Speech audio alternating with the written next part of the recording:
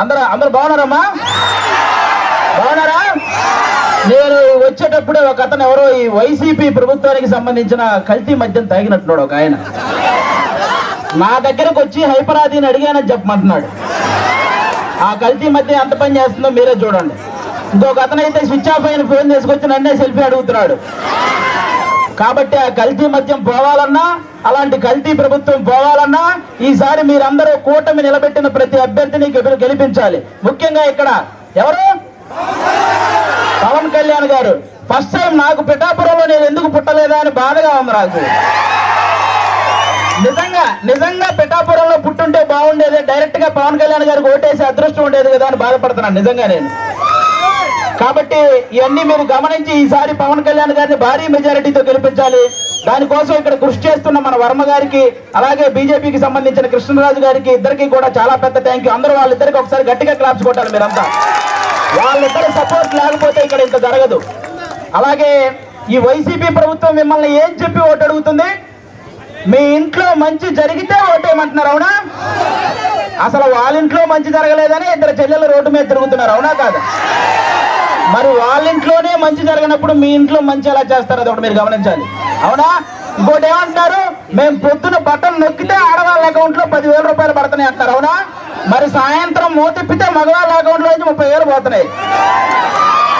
మరి వాటి సంగతి ఏంటి?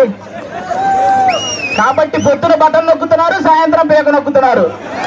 ఈ రెండు మీరు గమనించి ఓటేయాలి. ఇంకోటి ఏమంటారు ఆయన?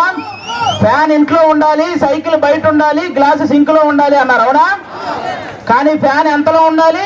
4లోనో 5లోనో ఉండాలి, అవునా కాదా? మీరే తెలియక లాస్ట్ టైం 151లో పెట్టారు, అందుకే కరెంటు బిల్లులు ఎక్కువైనాయి. కాబట్టి ఆ 151లో ఉన్న ఫ్యాన్ రెగ్యులేటర్ తగ్గించి మీరంతా 4లోనో 5లోనో పెట్టాలి ఈసారి. అప్పుడే మనందరం హ్యాపీగా ఉంటాం, అవునా కాదా? ఇంకోటి ఏమంటారు ఆయన? మేము సింగిల్ గా వస్తున్నాం, మీరంతా కలిసి వస్తున్నారు అంటున్నారు, అవునా? మన ఇంట్లో ఒక దొంగ పడితే ఏం చేస్తామమ్మా మనం? ఒక 3-4 కలిసి తరిమి కొడతామా లేదా? మరి రాష్ట్రంలో ఇంతమంది గజ దొంగలు పడితే మరి తరిమి కొట్టాలా లేదా అమ్మా మనందరం? మరి కలవాలా లేదా? చెడుని చంపడానికి ఎప్పుడూ మంచి కలిసే వస్తుంది, అవునా కాదా?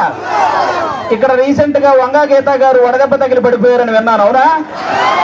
కానీ 5 సంవత్సరాల నుంచి మనకి ఎన్ని దెబ్బలు తగిలినాయమ్మా?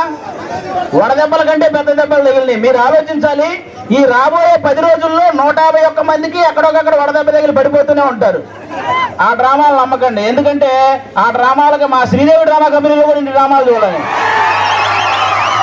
కాబట్టి ఇవన్నీ మీరు గమనించి ఈసారి గాజు గ్లాసు గుర్తు మీద ఓటేయాలి.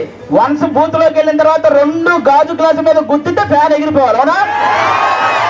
ఇది గుర్తు పెట్టుకుని అందరూ ఓటేయాలని కోరుకుంటున్నాం. జై జనసేన, జై టీడీపీ, జై బీజేపీ. అలాగే